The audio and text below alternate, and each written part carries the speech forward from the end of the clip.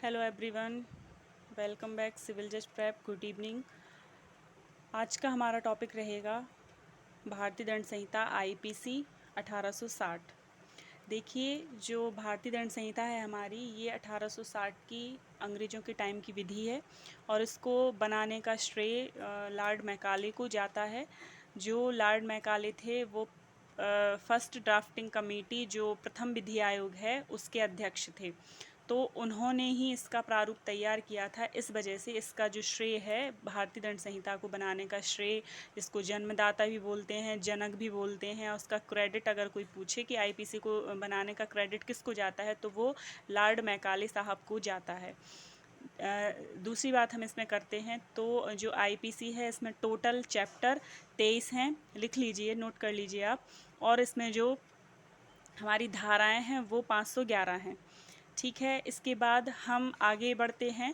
तो जो आप यहाँ पर देख रहे हैं 1860 का अधिनियम संख्यांक 45, तो 45 को गोल कर लीजिए आप। और 45 क्या है? 45 हमारा जो एक्ट नंबर होता है। अब ये आप कहेंगे कि 45, तो मैं आपको वो भी बता देती हूँ कि 45 क्यों लिखा रहता है।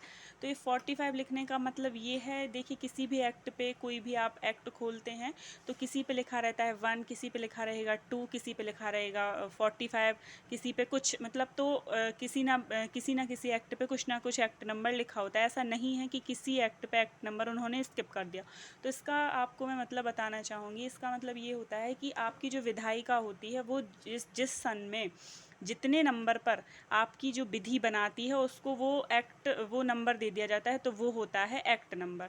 जैसे कि आईपीसी 1860 में 45 नंबर पर बनाई गई होगी। इससे पहले भी कुछ विधियां बनाई गई होंगी तो उनको वो नंबर दे दिया। ये 45वें नंबर पर बनाया तो इसको 45 नंबर दे दिया। जैसे हमारा जो एविडेंस एक्ट है वो फर्स्ट नंबर पर बनाया होगा विधायिका ने, तो उसको फर्स्ट नंबर दे दिया। उसका एक्ट नंबर है 1।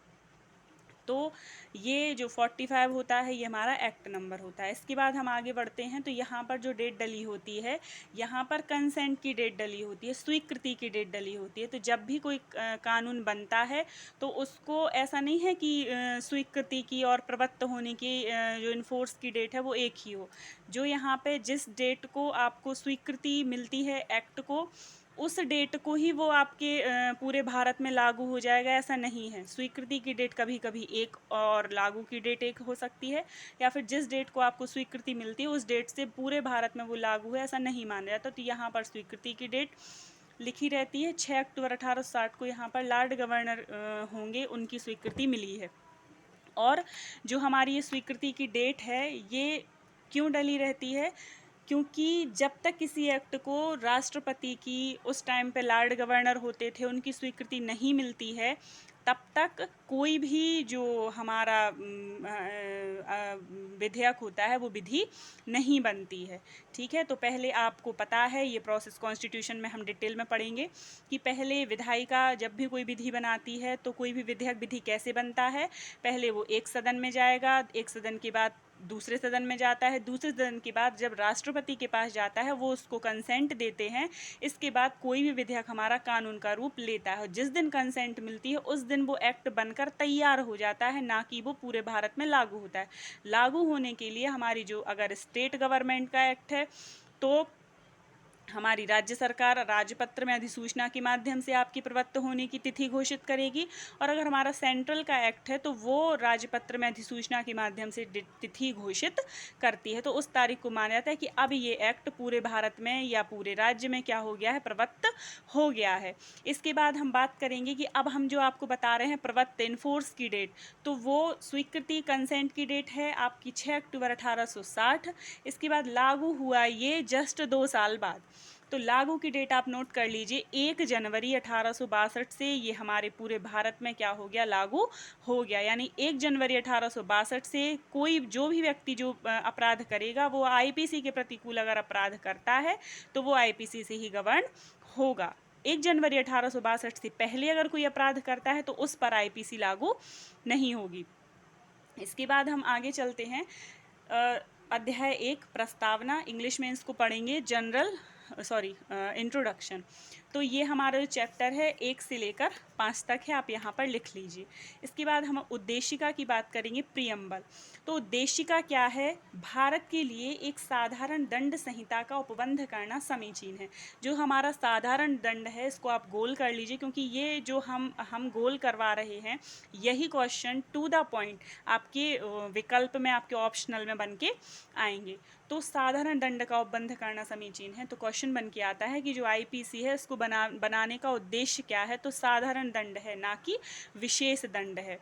विशेष दंड और साधारण दंड में शायद मुझे किसी को डिफरेंस बताने की ज़रूरत नहीं है। आप सब जानते हैं कि विशेष दंड क्या होंगे और साधारण दंड क्या होंगे। इसका मतलब ये है कि अगर कोई चोरी करता है तो चोरी के लिए जो, अगर आप का जो कृत्य है वो 379 के अंदर आता है, तो आपको जो आपकी पनिशमेंट है वो वैसी रहेगी। अगर आपने जैसी भी चोरी करी, अगर आपकी वो चोरी के लिए 3 साल की सज़ा है तो 3 साल की ही मिलेगी।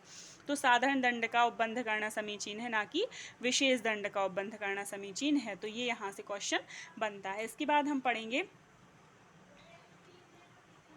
जैसे कि मैं साधारण दंड और विशेष दंड में आपको एक बात और बता दूं, जैसे कि हमारी आईपीसी में ऐसा नहीं है कि आपने 50 प्रहार किसी पे किए तो उसको 50 साल की सज़ा, ये विशेष दंड हो गया। 50 प्रहार करेंगे तो भी आपको घोरोपहति, साधारणोपहति, उसमें जो भी आपको पनिशमेंट दी हुई हैं वही आपको मिलेंगी। ऐसा नहीं है 3 साल 7 साल उसमें जो भी आपको पनिशमेंट बताए गए हैं घोरोपहति में, साधारणोपहति में, तो वैसी ही आपको सज़ा मिलेगी। 1 साल जैसा भी आपको उधर डिफाइन किया गया है वही सज़ा मिलेगी। इसका अर्थ ये नहीं कि आपने 50 प्रहार किए तो उस सामने वाले पे 50 साल की आप क्या लगा देंगे, उसको 50 साल के लिए जेल में डाल देंगे। तो ऐसा नहीं है, वहाँ पर जो भी सज़ा बताई गई है उपहति के लिए, घोरोपहति के लिए, वही सज़ा सामने वाले को दी जाएगी। तो इसका मतलब यही है कि साधारण दंड का उपबंध करना समीचीन है। इसके बाद हम पढ़ते हैं धारा 1। धारा 1 हमारी कहती है संहिता का नाम और उसके प्रवर्तन का विस्तार। यह अधिनियम भारतीय दंड संहिता कहलाएगा और इसका विस्तार जम्मू कश्मीर राज्य के सिवाय संपूर्ण भारत पर होगा। देखिए, यह अधिनियम भारतीय दंड संहिता कहलाएगा। सबसे पहली इधर एक नोट डाउन करने वाली बात है, संहिता के नाम की बात कर रहे हैं वो आपसे कि संहिता का नाम क्या होगा। आप कोई भी एक्ट पढ़िए, वहाँ पर संहिता का नाम या अधिनियम का नाम जब भी लिखा रहता है कि तो यह अधिनियम ये कहलाएगा, सन भी लिखी रहती है, उसकी डेट भी इधर लिखी रहती है कि कहलाएगा, कि आगे ये कहलाएगा।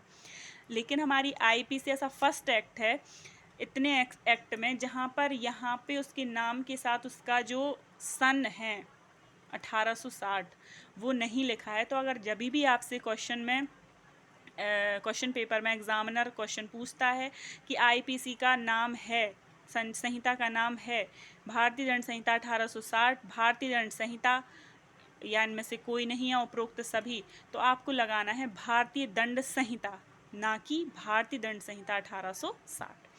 इसका विस्तार जम्मू कश्मीर राज्य के सिवाय संपूर्ण भारत पर, ये मेरा एक्ट पुराना है। अब आपको सभी को पता है कि 2019 में JNK के रिलेटेड संशोधन हो चुके हैं जो सभी के पास होंगे।